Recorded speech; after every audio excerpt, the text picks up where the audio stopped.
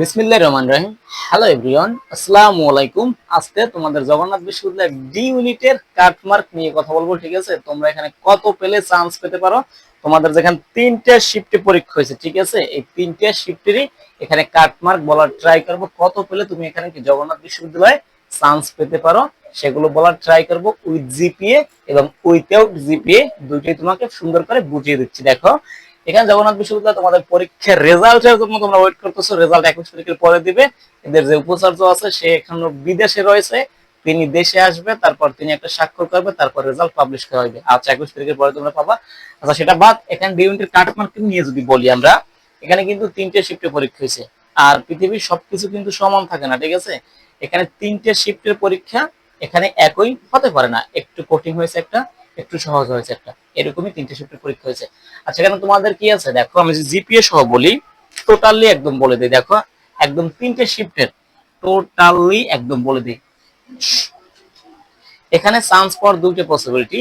একটা হচ্ছে তুমি শুরুর দিকে চান্স পাবে, এখন যে কাটমার্কটা আমি বলবো, যদি এই স্কোরটা থাকে তুমি একদম শুরুর দিকে চান্স পেতে পারবা জগন্নাথ বিশ্ববিদ্যালয়ের ডি ইউনিটে। তবে এরপরে আর একটা কাটমার্ক বলবো, সেটা যদি তোমার থাকে তাহলে তুমি চান্স পাবা ওই যে ওয়েটিং লিস্ট থেকে। ঠিক আছে, যখন জিএসটি সহ অন্যান্য সকল বিশ্ববিদ্যালয়ের এখানে কি এখানে পরীক্ষা হয়ে যাবে, ভর্তি পরীক্ষা, এবং তারা টানা শুরু করবে বা স্টুডেন্টের আসন দিবে, তখন জগন্নাথ বিশ্ববিদ্যালয়ের আসনগুলো খালি হবে।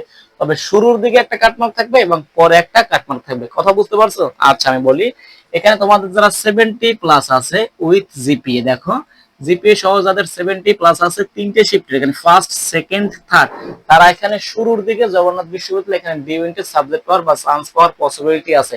দেখো, এখানে 70 হলে যদি জিপিএ সহকারে তুমি মনে করো, এখানে যদি তোমার ওই যে রিটেন পরীক্ষা এবং এমসিকিউ সেখানে তুমি 45 পাও, দেখো, আর ওখানে তুমি যদি জিপিএ তে 28 পাও, তাহলে কি তোমার এখানে 73 হয়ে যায়। এটা কিন্তু বেশি না, এখানে মাত্র 45। আবার কারো যদি এখানে জিপিএ কম থাকে, লাইক দেখো, তার যদি এখানে 25 হয় জিপিএ, সে যদি এখানে 45+ পায় অথবা 45 পায়, তাহলেও কিন্তু কি এটা 70 হয়ে যায়। তো 70 বা 70+ এই নাম্বারটা কিন্তু তোলাটা অতটা হার্ড না ডিউনিটে যারা পরীক্ষা দিছো।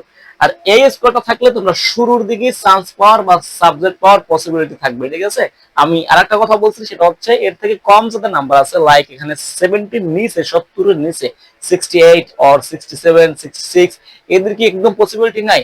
হ্যাঁ, পসিবিলিটি আছে। কখন? ওই যখন জিএসটি সহ অন্যান্য বিশ্ববিদ্যালয়, খুলনা, তারপর অনেক যে বিশ্ববিদ্যালয় আছে, তখন অনেক স্টুডেন্ট এখান থেকে যারা পরীক্ষা দিয়েছে সেসব বিশ্ববিদ্যালয়ে পরীক্ষা দেবে, তারা একটা ভালো সাবজেক্ট পাবে। ঠিক আছে, তো ভালো সাবজেক্ট পেলে তারা এখানে যদি একটা খারাপ সাবজেক্ট পায়, সেটা ছেড়ে তাদের সেই পছন্দের সাবজেক্টে চলে যাবে। তখন আসন খালি হবে সেই সাপেক্ষে ওই যে তোমার 68, 69, 67 এই পর্যায়ের যে স্টুডেন্ট গুলো আছে তাদের টানতে শুরু করবে। তবে এটা লেট হবে, বা আমরা ওয়েটিং লিস্ট যেটা বলি সেখান থেকে টানবে। আর এখানে জগন্নাথে জিএসটি তে আসার আগে এই বিশ্ববিদ্যালয় যখন স্বতন্ত্রভাবে এখানে পরীক্ষাগুলো নিত, তখন অনেক পিছনের মেরিট থেকে সাবজেক্ট গুলো দিত। ঠিক আছে, প্রায় অনেক অনেক পিছন থেকে সাবজেক্ট দিত। এবছরে এখানে গতবার জিএসটি তে ছিল, এখন আবার জিএসটি থেকে ব্যাক করছে। এবছরে দেখার পালা কিরকম কি করে। তবে হোপ রাখতে পারো 70+, এবং তোমাদের 68, এখানে তোমাদের 69, 67 তারাও আছে। তবে একটু লেট হবে, এটাই আর কি। আশা করি বুঝতে পেরেছো। অন্য কিছু জানা থাকলে সেগুলো কমেন্টে করতে পারো। Thank you all.